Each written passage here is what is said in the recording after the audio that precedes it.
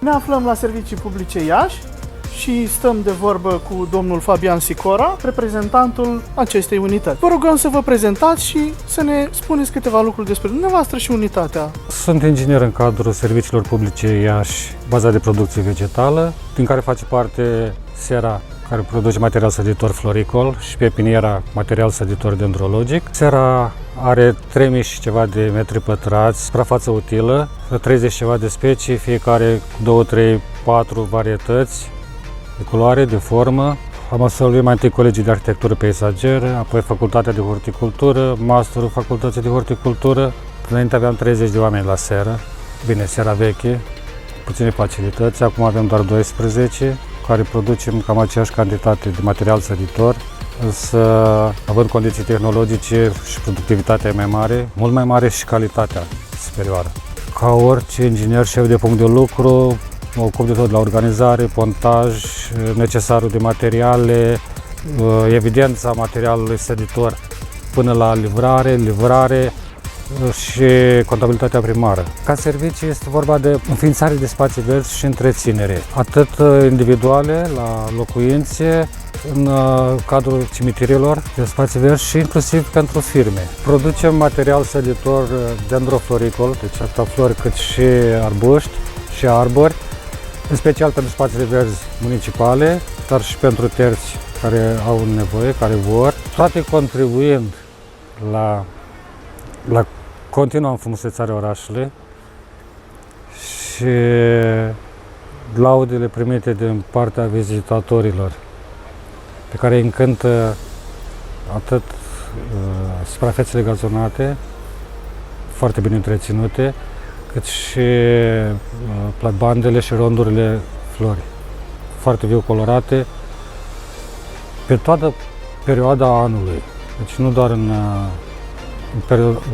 peste an, din primăvară până toamnă, inclusiv decorul de toamnă-iarnă și primăvară începând cu lalelele, toate bulboasele, narcisele, poianoalele, tufanelele de sfântă și apoi iarăși decorul de toamnă-iarnă. Problema o reprezintă forța de muncă. Este o problemă foarte mare, nu doar pentru noi, pentru toată lumea. Cei foarte bine pregătiți au plecat și au rămas nu neapărat cei care nu vor să lucreze, cei care nu sunt destul de interesați și de aceea au foarte mare rol are tehnologizarea. Iar din partea asta avem tot sprijinul conducerii unității pentru a putea mări productivitatea și calitatea materialului săditor pe care le oferim. Aproape 90% din muncitorii noștri sunt din mediul rural.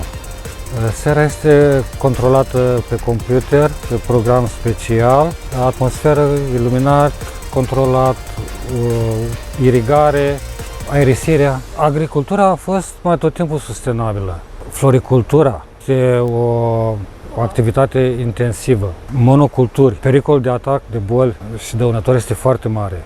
Nu este diversitatea care să ajute și atunci ori trebuie să stai permanent cu tratamente și în general la flori cam așa se face, se fac tratamentele la acoperire. Nu aștept să vezi boală pe el, la 2 săptămâni, o săptămână jumătate, 3 săptămâni în funcție de cât are acțiune produsul folosit, se stropește imediat. Noi avem destratificatoarele, care le vedeți acolo. Iarna, căldura pe care o dau aerotermele o duc mai departe, pentru că nu au putere, oricât de mult ar, și dacă faci curentul prea mare, deranjează plantele, iar vara circulă aerul. Asta ajută foarte mult la protecția plantelor. Nu folosim tratamente decât în momentul în care se depășește pragul de eficiență. Apoi folosim, întotdeauna facem igienă culturală. Nu lăsăm resturi de plante. Dezinfectăm ghivecile. Nu aducem plante străine în seră. Nu avem nevoie de atât de multă chimizare. Asta odată protejează mediul și a doua financiar, pentru că nu cheltuim. La pepinieră, de inovație, de nou, udarea prin picurare. Se folosește foarte puțină apă, dar într același timp ajunge foarte multă apă la plantă. Prin asperție uzi și intervalul dintre rândurile de plante, uzi și buruienile, folosești apă pentru ceea ce nu ai nevoie. Pe când prin picurare curge numai acolo și cantitativ este foarte mult apă pe plantă pe care o folosește planta. Toată apa care se adună de pe seră o strângem, avem bazine mari, o colectăm și o folosim, inginer, fermier, să producă destul, să aibă grijă de mediu și să aibă grijă de oameni. Până la urmă, oricât tehnologia avea tot și inteligența artificială, cât o fie de mare, tot un om îl programează și pe respectivul. Sera face parte din ecosistemul ăsta întreg, adică este integrată în asta. Ar putea fi un ecosistem antropic, în care ecosistemul practic format din partea moartă, partea vie. Partea moartă e solul și condițiile climatice și partea vie e vegetația și animalele și relațiile dintre ele formează ecosistemul. La fel și aici ar fi și construcțiile, dar intervine și partea socială în ecosistemul ăsta urban. Se formează microcomunități. El știe că l-are pe lui în cartier, merge și cumpără de la el. El la fel vinde plântuțele, dar dacă are cumpăra pâine sau astea, tot din cartier cumpără. De asta e necesitatea agriculturii urbane, cumva să fie cât mai aproape de comunitatea locală. În ceea ce da, asta peste tot se dorește Și să o să se dezvolte. Mai ales acum cu războiul s-a observat dependența asta la distanțe mari, la urma urmei nu mai fost așa, benefică. Dimpotrivă. Agricultura a fost din totdeauna, mai ales pentru țările ca noi, ca noastre, a fost principala ramură economică, principalul motor de dezvoltare a societății, și atât financiar cât și social și relațional interuman. Plus că agricultura furnizează produse de bază pentru alimentație. Oricât de tehnologie ar fi, dacă nu mănânci... Așa este. Și pentru celelalte ramuri ale economiei, industria se bazează o mare parte din industrie se bazează pe produse furnizate de agricultură. Cum credeți că politicile guvernamentale și țara în general ar putea să sprijine mai mult agricultura urbană și agricultura în general și antreprenorii în agricultură? Susținerea economică. Cumva poate taxele taxe mai mici, împrumuturi mai avantajoase, cu dobândă mai mică sau împrumuturi cu întârziere. Așa, în agricultură, dacă cer luna viitoare, nu pot să plătesc atâta timp cât ciclul meu durează un an sau pentru investiții 2-3 ani.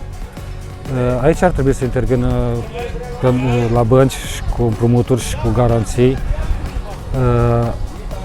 facilități științifice, educaționale, școlile agricole. Să fie investit mai mult în domeniile astea. Și să susțină școlarizarea medie și apoi pentru studii superioare, facultățile, să aibă de unde să alege, să obținem calificații.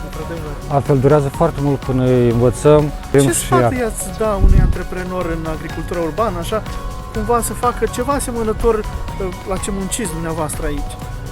Da, în agricultura urbană, fiind suprafețele mici de care dispun și chiriile sau o întreținere foarte mare, trebuie să-și planifice producția foarte bine, pentru că nu e de ajuns doar să produci, sunt foarte mulți care produc, trebuie să și vinzi.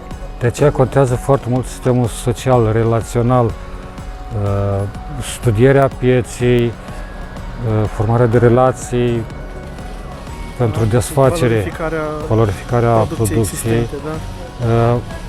Ce este foarte mult e tehnologizarea. Asta mărește productivitatea foarte mult și depinde foarte puțin de oameni, de muncitori. În momentul în care ai câțiva angajați, permanent trebuie să te gândești să le satisfaci, să le acopere salariile. Necesitățile, salariile. Nu atât de mare, că nu-și permite cineva în oraș să închirieze suprafața atât de mare. Dar o cameră mare într-un apartament etajat, culturi suprapuse și produce singur. Nu are nevoie de angajați. Un tânăr, să spunem, care se pregătește nu neapărat cu studii, să spunem, dacă vrea să-și deschidă o afacere, cam ce trăsături ar trebui să aibă ca să poată să reușească el ca foarte persoană. Bine organizat și autodidact. Pentru că, cum am spus mai înainte, furnizorii de material săditor oferă kit complet. Inclusiv tehnologie și consultanță.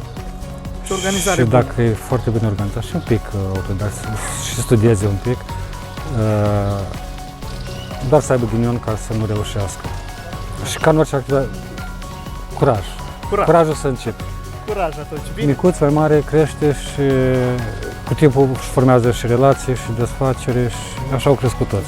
Mulțumim pentru colaborare și pentru încurajările pentru Plăcere, inițiative sănătate. în agricultura urbană. Vă mai Mulțumim așteptăm pentru primire și vizitați Iași. Merită.